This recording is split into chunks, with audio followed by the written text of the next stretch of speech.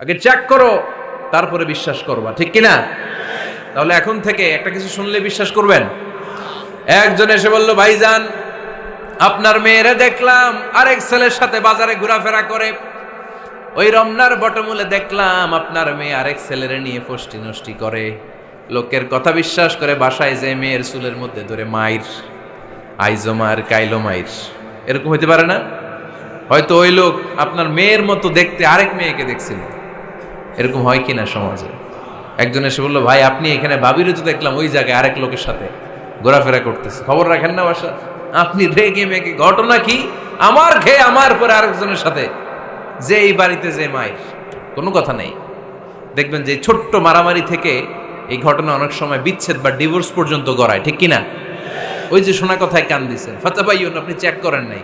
হয়তো আপনার স্ত্রীর মতো দেখতে বা আপনার স্ত্রী যে জামা পরে, যে পোশাক পরে, এরকম পোশাক পরে আরেক নারীকে দেখছে, আপনার বউ না এটা।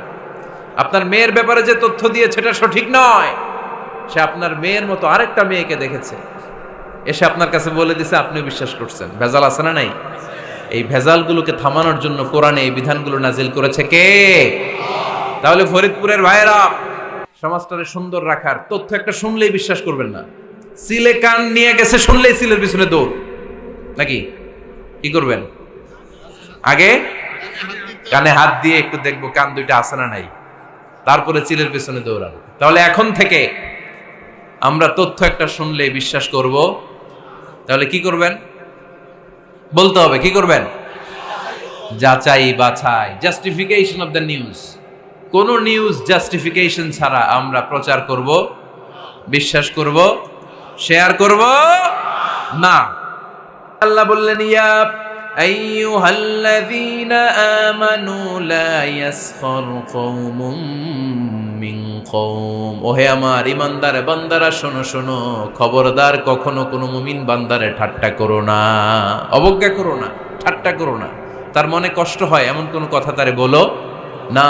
নেভার স্কপ অফ এনিবডি, কাউকে নিয়ে ঠাট্টা করবেন না। তার দেহ নিয়ে, তার আকৃতি নিয়ে, তার বংশ নিয়ে। এক লোকের বাবা ছিল চোর, কিন্তু তার ছেলে অনেক ভালো। আপনি কি তারা বলতে পারবেন তুই চোরের ঘরের চোর? বলতে পারবেন? চুরি করছে বাবা, ওর কি দোষ? কথা বলেন। এগুলো কবিরা গুনাহ। আওয়াজ করে বলেন তো, কি গুনাহ?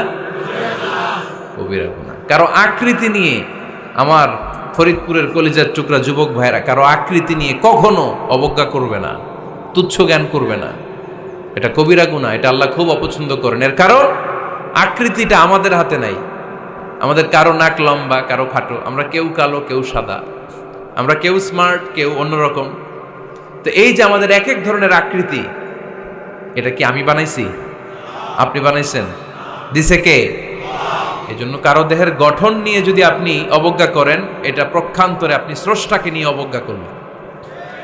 কারো দেহের আকৃতি নিয়ে যদি আপনি তুচ্ছ করেন, তাকে তুচ্ছ করেননি, আমার রবকে আপনি তুচ্ছ করেছেন। চিল্লায় বলেন ঠিক কিনা?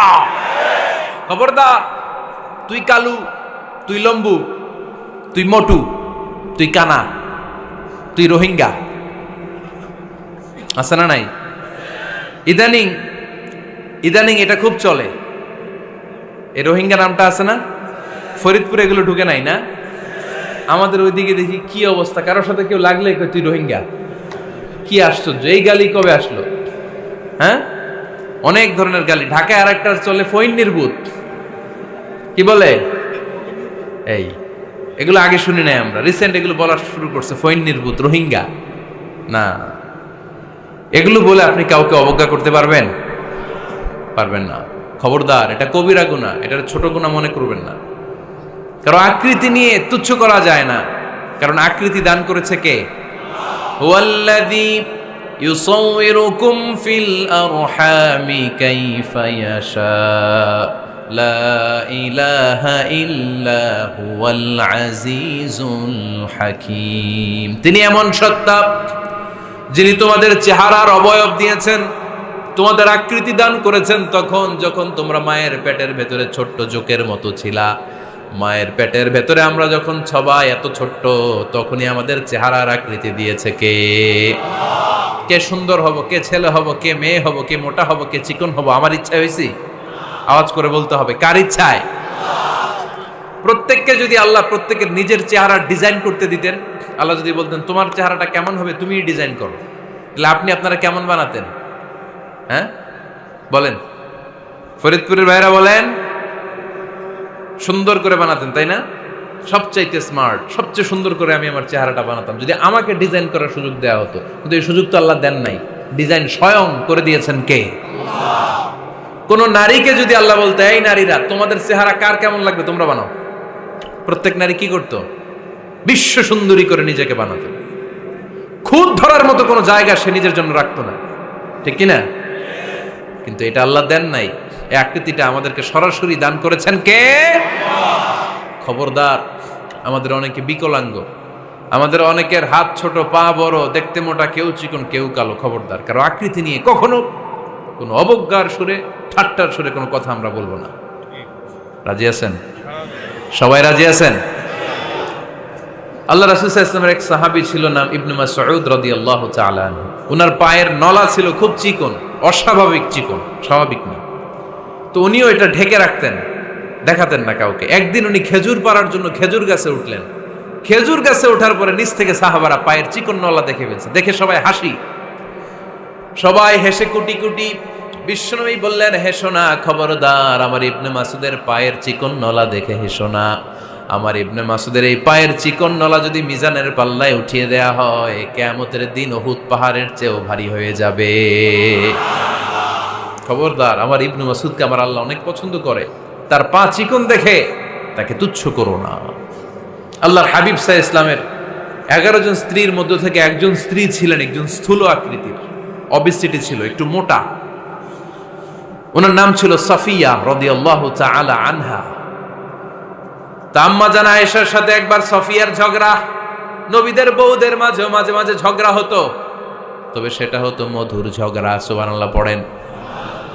আম্মা জান আয়েশা রাদিয়াল্লাহু তাআলা আনহার বাসায় একদিন বিশ্বনবী বসা ছিলেন। আরেকজন স্ত্রী, বিশ্বনবীর আরেকজন স্ত্রী রান্না করে কিছু খাবার আম্মা জান আয়েশার ঘরে পাঠিয়েছেন। এক দাসী দিয়ে বলল, যাও এটা আয়েশার ঘরে দিয়ে আসো, কারণ নবী আয়েশার ঘরে। আম্মা জান আয়েশা রাদিয়াল্লাহু তাআলা আনহা বললেন, এগুলো কি? ওই দাসী বলে, তরকারি। কে দিছে? অমুক স্ত্রী। কেন দিয়েছে? আমি কি রান্না করতে পারি না? তোমরা রান্না তোমরা খাও। এই কথা বলে পাতিল সহ উড়ায় মারছে চেহারার মধ্যে। এর কারণ ওনারা মানুষ ছিলেন, মানবীয় ব্যাপারগুলো ওনাদের মধ্যেও কাজ করত। আবার এক স্ত্রী ঝোল দিয়ে রান্না করে কিছু খাবার নিয়ে এসেছে। আম্মা জান আয়েশা রেগে মেগে ওই ঝোল নিয়ে ওই স্ত্রীর গালের মধ্যে মেখে দিয়েছেন। বিশ্বনবীর আরেক বউয়ের গালের মধ্যে ওই ঝোল লাগাই দিচ্ছে। এবার ওই স্ত্রী বিশ্বনবীর কাছে যেয়ে বলে, ইয়া রাসূলুল্লাহ, দেখেন আয়েশারে আপনি বেশি আদর করেন তো, দেখেন কি করে আমাদের সাথে। এই যে আমাদের গালের মধ্যে ঝোল মাখাই একেবারে মেকআপ বানাই দিচ্ছে। বিষ্ণু ইসা ইসলাম বললেন, তাই আয়েশাকে ডাকো। আম্মা জান আয়েশা রাদিয়াল্লাহু তাআলা আনহা আসলেন। আল্লাহ রাসূল সাল্লাল্লাহু আলাইহি ওয়াসাল্লাম বললেন, তুমি কি আমার এই স্ত্রীর সাথে এমন আচরণ করেছো? আম্মা জান আয়েশা বললেন, করেছি। কেন? আম্মা জান আয়েশা বললেন, তখন মেজাজটা গরম ছিল, এখন বুঝতে পারতেছে আসলে এই কাজটা করা ঠিক হয় নাই। এবার বিশ্বনবী বিচার করবেন। বিশ্বনবী বললেন, আল কিসাস, যেমন করা হয়েছে বিচার হবে তেমন। তোমার গালে যেমনি ঝোল লাগাই দিছে, তুমি একটু ঝোল নিয়ে আয়েশার গালে লাগাই দাও। সুবহানাল্লাহ পড়বেন না? ওই স্ত্রীও কিছু ঝোল নিয়ে আম্মা জান আয়েশার গালে লাগাই দিল। এখন দুইজনে হাসতেছে, বিশ্বনবীও হাসলেন, আরশের উপর থেকে খুশি হয়ে গেলেন। কে? তো স্ত্রীদের মধ্যে মাঝে মাঝে এটা ঘটতো। সাফিয়া রাদিয়াল্লাহু তাআলা আনহা ছিলেন একটু মোটা। আম্মা জান আয়েশা বললেন, ইয়া রাসূলুল্লাহ, দেখেন আপনার মুটি বউ, আপনার মুটকি বউ, এই মুটি বউ বলে একদিন একটা গালির মতো দিয়ে ফেলছে। আল্লাহ রাসূল সাল্লাল্লাহু আলাইহি ওয়াসাল্লাম রেগে গেলেন, বললেন, আয়েশা এটা কেমন কথা তুমি বললা মুটি? আমার সাফিয়ারে তুমি মুটি বলে গালে দিলা রে আয়েশা। ইয়া আয়েশা লাকাদ কুলতি লা কালিমা লাউ মুজিজাত বিমা ইল বাহরি লা মাজাজাতহু।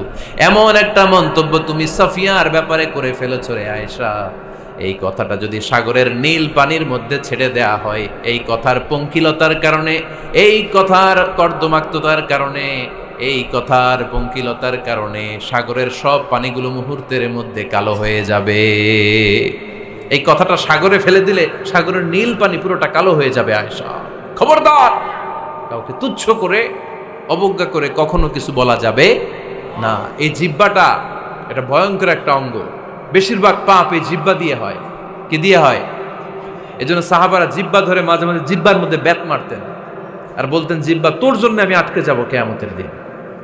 আমলিক আলাইকা লিসানাক, নিজের জিহ্বার মালিক নিজে হন। আপনার জিহ্বার মালিক যেন শয়তান না হয়ে যায়। জিহ্বা আপনার, শয়তানের ভাষায় আপনি কথা বলেন কেন? খবরদার, প্রতিটা কমেন্ট, প্রতিটা কথা, প্রতিটা মন্তব্য, এগুলোর ব্যাপারে কিয়ামতের দিন পাই টু পাই করে আপনার কাছে আল্লাহর সুপ্রিম কোর্টের কাঠগড়ায় দাঁড় করিয়ে আপনারা জিজ্ঞেস করবে কে? এজন্য বিশ্বনবী বলছেন মাইয়াদমানলি মা বাইনা লিহিয়াইহি ওয়া মা বাইনা রিজলাইহি আদমান লাহুল জান্নাহ। আমার কোন উম্মত যদি দুইটা অঙ্গের গ্যারান্টি আমারে দেয়, আমি আমার উম্মতকে জান্নাতের গ্যারান্টি দেব। দুইটা অঙ্গের, একটা হলো জিহ্বা আর একটা লজ্জাস্থান। দুই চোয়ালের মাঝে যা থাকে লিজ্জা জিহ্বা, আর দুই পায়ের মাঝখানে যা থাকে লজ্জাস্থান। এই দুইটা অঙ্গের গ্যারান্টি যদি বিশ্বনবীকে আপনি দেন যে নবী জিহ্বা আর লজ্জাস্থান এই দুইটা অঙ্গের কোনো পাপ আমি করব না, নবী বলে আমি দুনিয়ায় তোমার জান্নাতের গ্যারান্টি দিলাম। এজন্য জিহ্বাটারে সামলান, যা মনে চায় বললেন না। খবর আছে না নাই? খবর আছে। মা ইয়ালফিযু মিন কাউলিন ইল্লা লাদাইহি রাকীবুন আতীদ। যা মুখ দিয়ে বের হয় লিখে রাখার জন্য দুইজন ফেরেশতা রেডি করে রেখেছে কে? চিল্লায় বলেন।